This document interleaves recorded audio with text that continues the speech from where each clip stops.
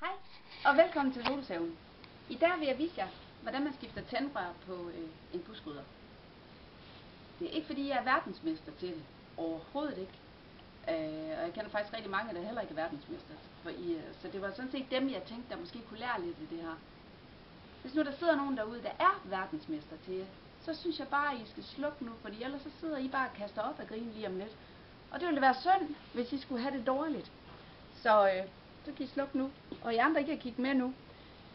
Når vi skifter tændrør, så skal vi først lige finde tændrørshætten. Og det er den her sorte lille gummidut. Den hiver vi af. Sådan der. Så sidder der tændrør hernede. Så skal vi have fat i tændrørsnøglen for at skifte, eller lige for at løsne. Gør vi sådan der.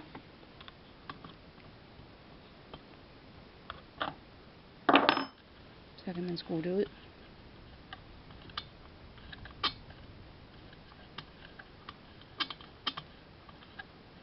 Men kamera. Sådan der, ja, det er tændrør. Det er faktisk ikke fordi det er specielt slidt det her.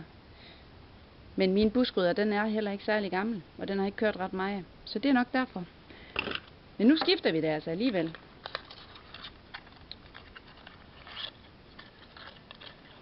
Og her har vi så det nye. Og man kan godt se forskel. Den her i. Så skal vi have den her i, ja. Så. Skrue. Skrue.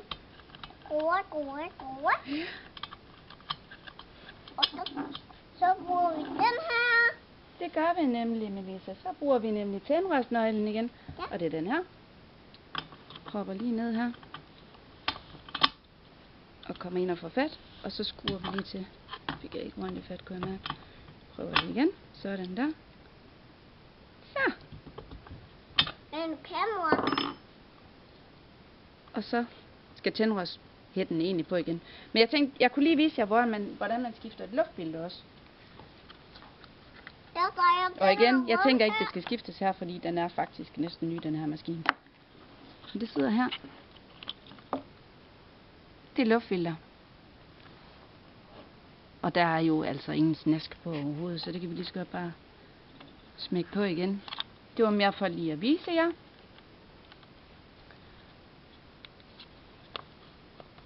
Ja, den her igen. Nu drejer vi rundt. Der drejer vi rundt, ja.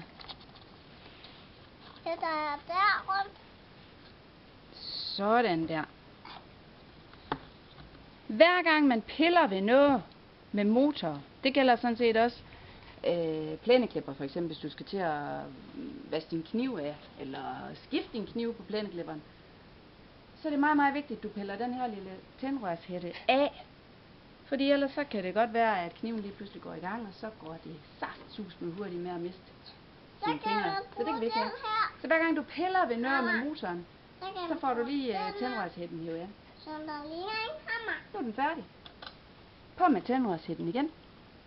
Så kan man bruge den her. Så er buskrydderen simpelthen klar til Så kan at man bruge den her. gå i gang. Så kan man bruge den her. Det var det. Ha' det rigtig godt, og vi ses lige pludselig.